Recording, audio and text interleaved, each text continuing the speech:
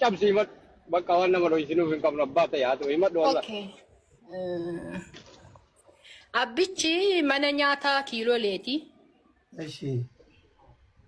Birriin nyaatamee biizinasii jedhanii nama harkaa fuudhanii birriin nyaatamee birrii doolaara 111 doolaara. Yeah? Gara miliyoona birrii Itoophiyaa gara miliyoona 18,000ti. Eshi. Birriin kun hundi hin deebine waggaa 2 keessa jirra osoo gaafannu. Riisiitii qabna. Seeraan qabnee jirra. Garuu birriin kun haga ammaa nu deebi'uu hin dandeenye. Akkas.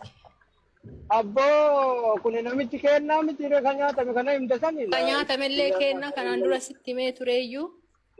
Amma yaadatte. Sila hoteeluma ijoollee wal geeffattu ka koofiyaa dhedheeraa godhatan tokko moo? Yaa hoteeluma jennee nama kenna jennee. Asli namni nyaatame nama jajjaba nama guddaa gooda himna na himtee turte. Anuu hin beekaa jechuudha. Anuu iyyuu hin beekaa jechuudha. Mucaa jechuudha. Riyyama kenna. Yaa anas harka kiyyaan mana nyaataa san fidee nama kanaa Oromoo wal baradhu jedheeni anas harka kiyyaan mana nyaataa san fidee wal barsiisee okay Oromoodha jedhee walitti dhiyaasanii birrii hagana ga'u kana jidduutti nyaatamee aniyyuu qaanfataa ture waggaa meeqa guutu. Innaa akkasii namni ka warri nyaatee warra Oromomaa gara Wallaggaa san na fakkaatanii karraa nyaatame ijoollee mateen ijoollee baaleeti. Na akkasitti galmee keessa nu haa galu guyyaa biraa immoo guyyaa galmee laallamee murtiin ammaa fi mannama.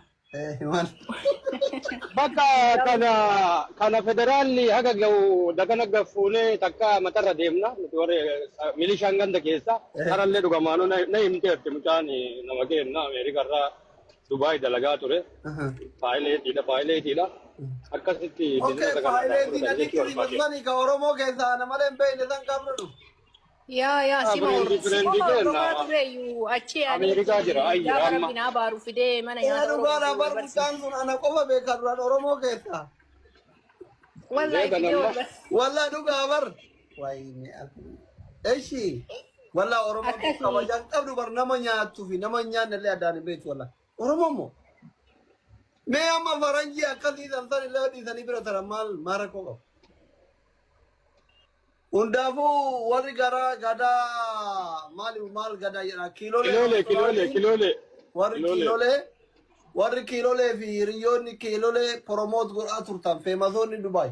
Warri zaa'idamii afur koofiyaa qaqqalloo koofiyaa mataa haayilaandii godhatanii achitti suuraa kaatan dhageettan ka. Birrii guddatu achi jira maqaa biizinaasiitiin warri kiiloolee bira kan jiru himannaan banamaara osoo olii gabbu butamtanii maqaan keessan hin banne. Namni dhufeetiin fayyadamuu hin sodaanne wanni amma ashittiin jette kun birriin kun akkamii isin bira dhufe maalirra jira maaliif jirtan karaa seeratti isinitti deemaa jiranii namni isinirraa fuutanillee nama guddaadha. So waan kana itti yaada osoo ijoolleen gabbaaftee suuraa keessallee gaddeebiftee jaarsaaf jaarsi waliin dhidhiinne yoo gizee dhaqqabdan natti tolaa jechuudha. Natti tola. Dhaqqaba takka jedhee reefuma maqaan keessan dhamaara miliyoona 18 birrii Itoophiyaa biyya jijjiira. Yeroo jireenyi Itoophiyaa qaala'ee ibidda ta'e kanatti birrii kana hunda isin irra taa'uun namni kun nama guddaa anuyyuu hin beeka wallaahi. Waggaa 4-5 dura beeka. Gaafa ashittiin daa'ima beeka mucaa jechuudha. Isinii galanti. Birriin kun osoo akka isin irraa fuutaniin dalage birrii biyya jijjiiru. Hattuun nama jireenya ofii jijjiiru nyaataa dhaqxee nama biyya jijjiiru nyaachuun kun immoo kun amma akka waan biyya guutuu nyaatetti. Ela nama dhuunfaa gaafa nyaatani nama jireenya